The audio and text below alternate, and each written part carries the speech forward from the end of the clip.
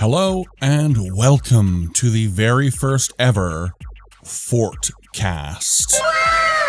My name is Richard for RPG Fortress, and this is our new little program thing.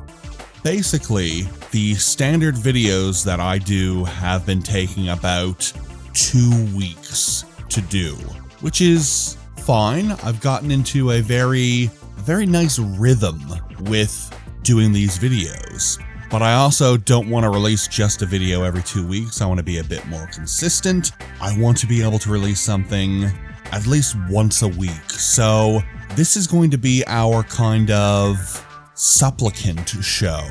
Basically, one Monday you're going to have the new video or the new retrospective, whatever it is, and then the following Monday you're going to have what I have decided to call the Fortcast, which is going to be a video probably around a similar length as the retrospectives, but filled with lots of bits and pieces of content. A good example is recently I played through all of the League of Legends Ruined King game, and I really enjoyed it, but I can't see myself devoting a full 20 minutes to talk about it. So with the Fortcast, you're going to have a myriad spread of content. You're going to have what I've been playing recently, little snapshots of the games I have been playing.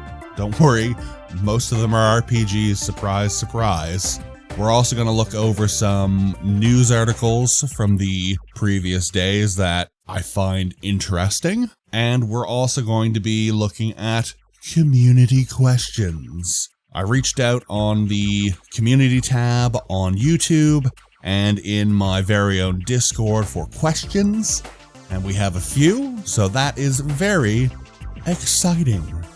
So thank you for joining me today. Let us get into some games I've been playing.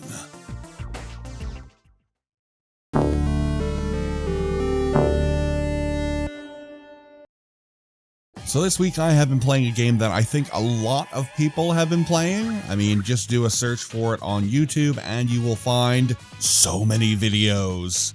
The game is, of course, The Legend of Zelda: Tears of the Effin' Kingdom. I played a lot of Breath of the Wild. I played Breath of the Wild on the Wii U. Yes, I'm one of those guys. Basically, the Switch came out. I could not afford to buy it at the time. I was in, let's say, financial straits. But I did have a Wii U for some reason. So I ended up getting the game for the Wii U. And I played probably a good 50 hours of it before falling off. And then maybe a year and a half later, I did manage to pick up a Switch, and I got Breath of the Wild again, and then I promptly put about 200 hours into it. I managed to play all of the main game, do most of all of the quests of the main game, and then I did maybe about half of the DLC. I didn't manage to get all the way through it, but I put a lot of time into it. And here we are now with Tears of the Kingdom, and I don't think it's any surprise, but Tears of the Kingdom is very much like Breath of the Wild, so I'm finding it mostly very enjoyable. So the gameplay of Tears of the Kingdom is definitely a lot like Breath of the Wild, which is mostly okay. Breath of the Wild had a lot of systems and gameplay elements that I really enjoyed, and to see them back again is refreshing because I can just jump right into the game. For me, the best part of Breath of the Wild or Tears of the Kingdom is exploring, just running around this absolutely massive map looking for things. Not even necessarily interacting with everything, but just finding things. Like, you might stumble into a moblin base, but you might not be equipped or ready to fight moblins, so you just move along. But it's the sense of discovery. The fact that you can just run in a random direction and find something new to interact with after, 10 or 20 seconds of running is such a grand feeling. Building on this sense of discovery is collecting things. And wow, Tears of the Kingdom has a lot of stuff to collect. You can collect monster parts and foods to make potions and elixirs and meals. You can collect weapons, you can collect shields, you can collect armor. One of my things is always being on the lookout for arrows. Anytime I'm in a new town or hub area, I immediately try to find Beetle just so I can buy arrows from him, because arrows plus bomb plants, that is 10-star crowd clearing material right there. Combat in Tears of the Kingdom can be up and down, just like in Breath of the Wild. Sometimes it is a glory to behold, and sometimes it's just an absolute slog. It really depends on what gear you have. I found a couple of times I'd be down to just 1 or 2 melee weapons, and trying to conserve my 1 or 2 melee weapons, I would whip out my bow and promptly shoot off 20, 30, 40 arrows and then be out of arrows. But other times you walk into a combat situation and you've got 5 or 6 high-powered swords, you've got shields, you've got 400 arrows, and you're ready for combat. Combat is just, it feels a little bit janky, but I've put about, maybe 65, 70 hours into the game so far, and now I have enough weapons, enough upgrades, skills, sages. I've got enough to back me up during combat. That combat is most of the time really fun, unless it's Queen Gibdo. Queen Gibdo, top 10 worst Zelda bosses ever. The story is pretty engaging. Stories in Zelda games can be up and down. Some of them can be pretty good. Some of them can be non-existent. This story in Breath of the Wild was pretty much non-existent. It was go get Ganon, which is fine. That, sometimes defeating the Dragon Lord is all you need for a story. Other times you want a little bit deeper, and Tears of the Kingdom is a little bit deeper. I won't get into the spoiler territory. Like I said, I haven't even finished it myself. I'm only about 70 hours in. But in this game, you have these little story segments that you can get that are completely optional, from what I can tell at least, called Dragon Tears. And each time you find one of these Dragon Tears, it gives you a little bit of a kind of behind the scenes what's happening with the story. And it's dark. A lot of people have been clamoring for that dark, more adult Zelda. And while I don't feel this is completely grimdark, it's still pretty dark with where it goes. Very, very intriguing stuff. On top of Zelda, I've also been playing a bit of that Honkai Star Rail, the new game from Hoyoverse, I guess it's not really a follow-up, but the next game after Genshin Impact. I don't know if they had any games in between these two. My Hoyoverse lore is not up to spec. Honkai Star Rail, that's fun. That's anime waifus in space. Of course I'm gonna back a game like that. I wasn't expecting it to be so RPG. Like I played maybe 10 hours of Genshin Impact, and that was fun. That was when every game was a Breath of the Wild clone, and yeah, it was okay. But I had just finished Breath of the Wild, and I didn't really want more of that, so I bounced off of it pretty quickly. Star Rail has been pretty good. I put maybe 20 hours into it. I don't know if I'm going back to it now. I think I may have had my fun, but it's a pretty snazzy little game, especially for being free to play. Game's graphics are great, the environments are well designed, the characters are well designed, the music is good. It is just, without the gacha element, it almost feels like it should be an actual boxed release. That's saying that there is obviously the gacha mechanic. That is how they make their money, and it's kind of it's gacha mechanic. Your results are going to vary, but other than that, I've had a pretty good time with it. The only other game I have been playing is Feda Emblem of Justice, which is a strategy RPG for the Super Nintendo Entertainment System. This game is a lot like Shining Force. Like, it's incredible how much like Shining Force this game is. It's kind of like Shining Force mixed with the world of Rambo, as weird as that sounds. It's your standard top-down, turn-based tactics RPG, but the artist of the game is the same guy who did the art for the original Shining Force game, so it kinda looks like Shining Force. I had not even heard of this game until just a couple of weeks ago, and I'm SRPG king, so I don't know what rock I've been sleeping under, but Veda, Emblem of Justice. Admittedly, it's not a great game. I am playing it to completion. I am going to be doing a big proper review of this one, but yeah, it's not great. The music is sufficient, the graphics are sufficient, the gameplay is sufficient. The only real 10 out of 10 moment in the game is when you engage in combat. So when you're on the battle screen, you know, it's overhead view, you've got your chunky little chibi sprites, then you engage the enemy, and like most SRPGs, tactics RPGs, it will switch to a kind of stylized attack screen.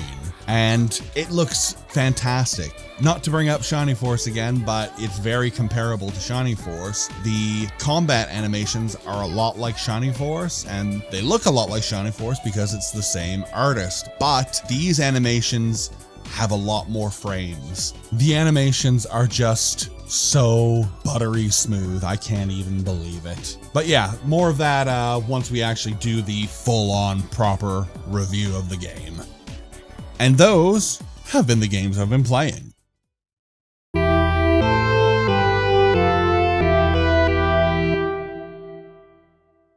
Next up, we've got a little bit of news to cover. The first story that I have dredged up is Sky Ocean's Wings for Hire is a Skies of Arcadia inspired JRPG coming to Switch. And I am very excited because let me tell you, I didn't have a great time with the Dreamcast, but Grandia 2 and Skies of Arcadia, wow, I played those games both back to back, and those games completely changed my idea, my thoughts on the Dreamcast. And to see a game, well, not an actual sequel, but kind of a spiritual sequel, I'm very excited for this game. You know, we've got the spiritual successor for Breath of Fire coming, the spiritual successor for Kudelka coming. We've got a lot of these little like fan projects, fan spiritual successors, and this game looks really cool. It's bright, it's colorful, the art is very saturated. You're a little sky pirate guy with a sky pirate crew. Game is published by P-Cube and developed by Octeto Studios. It's going to be on PS5, Switch, Xbox, and PC. So pretty much regardless of where you are, if you want to play this game, you're going to have access to it. Our next news story is, to celebrate Diablo 4's impending launch, Lilith is selling chocolate, including life-sized human skulls, for some reason. So it looks like there is a fancy London chocolatier who is releasing some very expensive Diablo-themed chocolates for Diablo 4. Now, I'm totally psyched for Diablo 4. In fact, I need to finish playing Tears of the Kingdom before Diablo 4 is out because that is going to take up all of my forever gaming time. And I really like chocolate, but I don't like overly posh, overly expensive pop-up shops from London who appear just for a weekend and sell extremely exorbitantly priced products and then disappear the following Monday. I'll pass. And our final story, Granblue Fantasy Relink adventures onto PS5, PS4, and Steam this winter.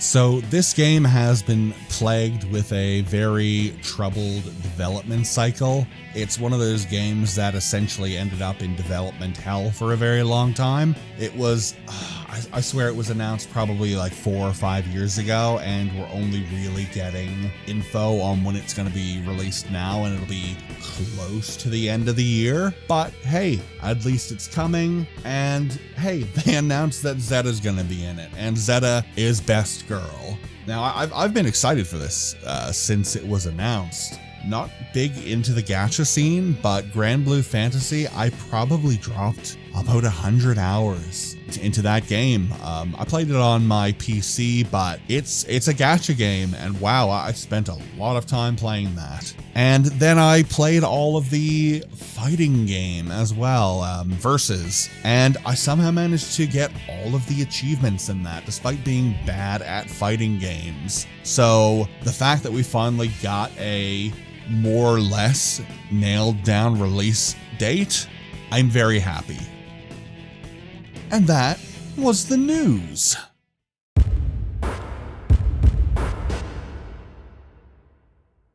And now we've got community questions. If you want to submit a question for future episodes of the Forkcast, just drop a comment below with a question, or go to our Discord and there is a thread called Forkcast Questions. Leave a question there. I'll compile them all, and next time we do one of these, we'll read all of them. Starting off from my good buddy Entropy. a great way to start this very serious RPG podcast. If chocolate milk comes from brown cows, where does strawberry milk come from? Now, the answer would be pink cows, but I've never seen a pink cow, so where does strawberry milk come from? Obviously, it comes from milking a strawberry. Very straightforward.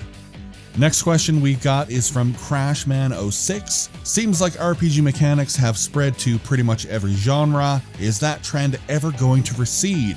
Are there new mechanics that RPGs can innovate? What even does it mean to be an RPG anymore? So, I think the inclusion of RPG mechanics into just about every genre is not just a good thing, but it is an expected thing. As video games become more and more complex, I think the addition of statistics, meters, numbers, math becomes much more prevalent. RPGs have always been grand in scope, even back to primitive PCs and early console games. RPGs were, let's be honest, they were bigger than the medium could actually handle. Dragon Quest, it's a simple game, but there is just so much going on in that game that I can hardly believe it's on the Nintendo. Just look at the graphics compared to how you need to play the game. A lot of games up until that point, even Mario, were hold right and press jump, or swing a paddle, or guide Pac-Man around a maze. It's all very simple stuff, but RPGs, Wizardry, Dragon Quest, etc. were always much more complex. And now we live in a world where video games are very complex. The medium itself has caught up with the lofty goals of RPGs, and I think it's great. Next up is a question from 100 Servings, who may be the poster with the gold medal for leaving comments on my videos. Do you have any experience with Shin Megami Tensei / Persona?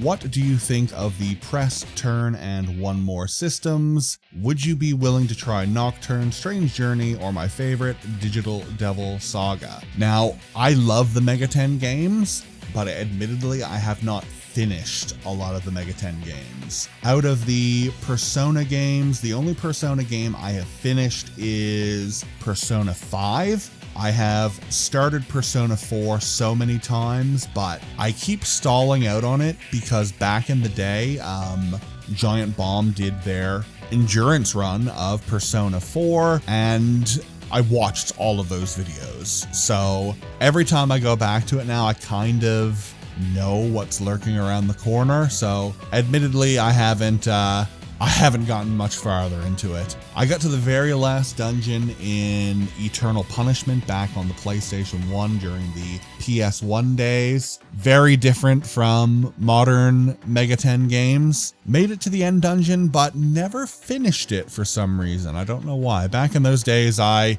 finished games and then played them through again, but not that one for some reason. But there have been a lot of SMT games I have finished. The Devil Survivor games for the DS. Obviously, they're SRPGs, so of course they were on my radar. I finished both of those. Those are probably my favorite of the SMT games. I finished SMT 5 and 4. Those were very good. SMT 4 is probably one of my top 5 RPGs for the 3DS. I've started Nocturne a couple of times. I've started Digital Devil Saga a couple of times, but always got distracted. So yeah, I love the SMT games. I just wish I could actually finish them. Gordonzilla asks, which Western game would you like to see be given a JRPG makeover? I would like to see any of BioWare's games given a JRPG makeover. I'd love to see a JRPG version of Dragon Age or a JRPG version of Mass Effect. I'd love to play a Mass Effect with a Persona style confidant system or social link system. I want to date Garrus and have my sniper rifle stat go up. That is what I want. Zephyr asks, how do they decide which chickens they make into chicken salt? And all I can imagine right now after playing so much Tears of the Kingdom is that this is some weird cucko into frying pan recipe. And I am somewhat terrified. And our last question is from Skip Duffy. Ogre Battle, March of the Black Queen? And my answer is yes. Thank you everybody for your questions. Like I said earlier, if you want questions answered on the next Fortcast, just leave a question below or head over to our Discord and go to the Fortcast questions thread.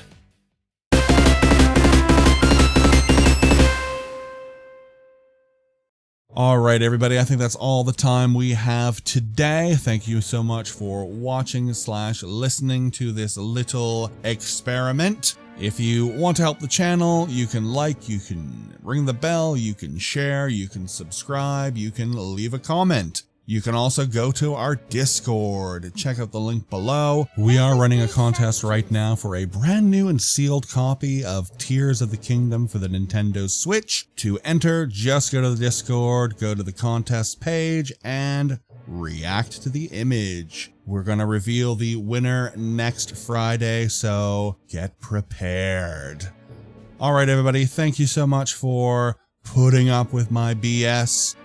My name is Richard for RPG Fortress. See you soon, and do not forget to hug a cat. See you soon. Goodbye.